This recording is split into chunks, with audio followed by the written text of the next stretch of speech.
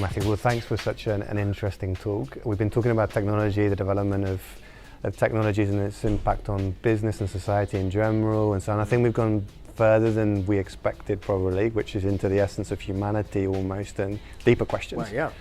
But so what do you think are the main takeaways from your talk? If you're gonna, from the audience perspective, maybe three main things you think that they've taken away from the talk today? Yeah. So, I mean, really, and thank you for having me again.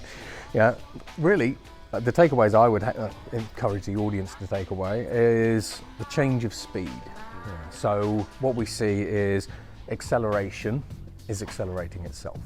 Now, if we actually go back 10 years ago, the pace of change was slower than it is today. Typically when, I ask the audience if they think tomorrow is going to be changing faster than it is today, everyone obviously sort of put their hands up. So speed of change is something that everybody needs to try to get their head around.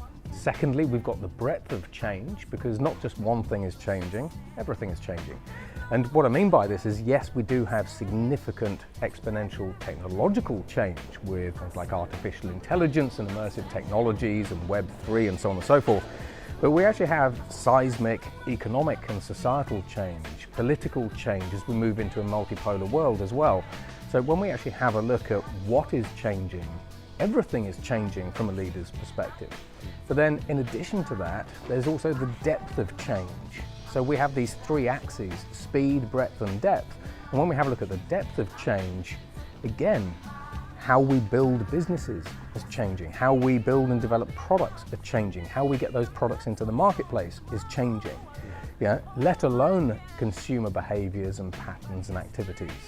So really, it's those three. So do you think there's some kind of paradigm shift occurring at this point? Do you think we're at some kind of point in kind of history at the moment where we have kind of a watershed moment or a before and after or some kind of seismic change as you just mentioned? Yeah, so I think we are at a point of seismic change.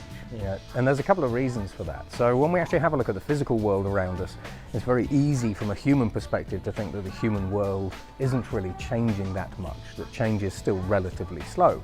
But we have to remember that increasingly we are standing on top of digital plumbing.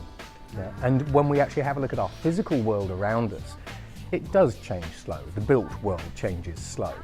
But right beneath our feet, the digital world is changing faster than ever before. We have artificial intelligences that are building new AIs at light speed or GPU speed. We have AIs that are evolving, that are self-iterating, self-learning.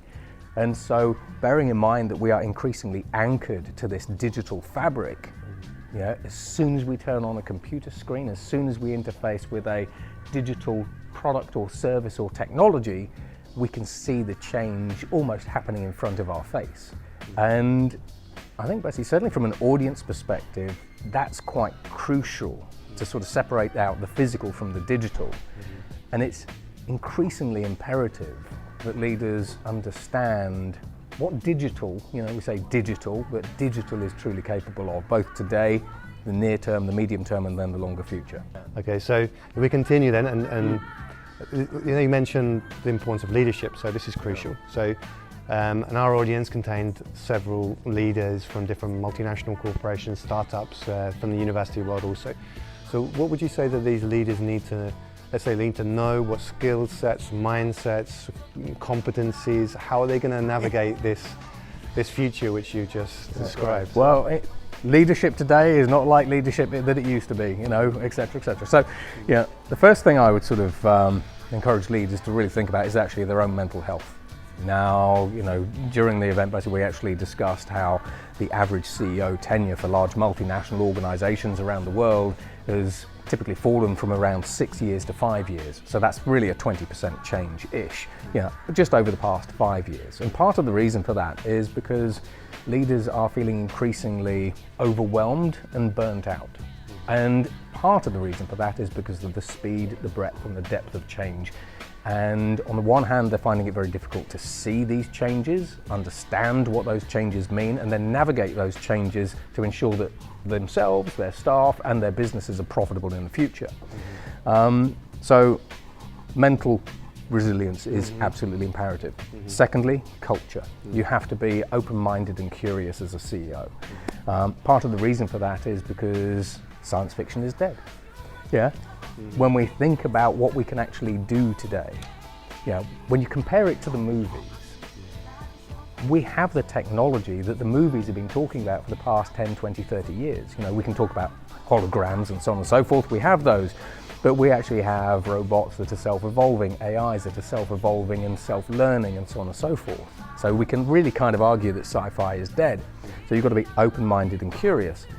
Then as a leader, how you think, feel and act matters as well.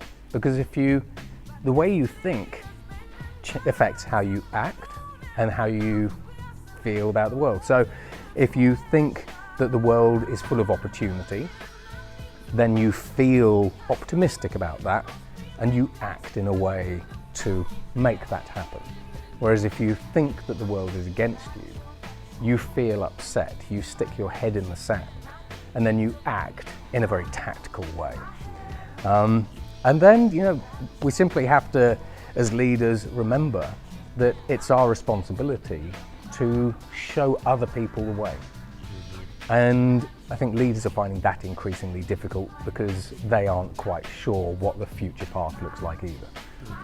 So we continue this idea of kind of science fiction becoming science fact, and the need for a longer term vision, let's say, of what's possible, and a mindset which is optimistic and is going to embrace this. I'm sure with the risks that are involved in it too. But what role do you see for, because we work in a university, right? So we're from the university world. What role do you see for universities in this future scenario that you're describing? So I think that there's only really one role for universities basically in the future that we're actually moving into, and that's what I call an anchoring role. Now what I mean by that is when we actually have a look at each individual, from a company perspective, companies will take individuals into their businesses and they will train them in a way that adds value to that business. As soon as individuals are no longer valuable to that particular business, then they're often made redundant. And we see that, it's the sort of the CFO checkbook. From a university perspective though, you can put the people at the very heart of everything that you do. So whereas a business looks at the value that an individual can give back to the business, universities actually flip that and look at how can we give value to the individual. Now, universities on the one hand are centres of learning anyway. As universities, this is really the place where change happens. And actually, from an innovation perspective, around 98% of all emerging technologies start life in universities. So it's a good place to be. So on the one hand, what you have within universities is you have the knowledge of what is changing, how it's changing, and the so what of that change. Now, you also have a huge number of professors and experts basically within the university who can take all of that knowledge and say, and this is what it means for you as an individual, and then actually put the right learning and development programs in place to help those individuals prosper in the future. So against all of the backdrop of change, universities have the unique ability to change and adapt with the future in a way that organisations simply can't. Thank you very much, Matthew.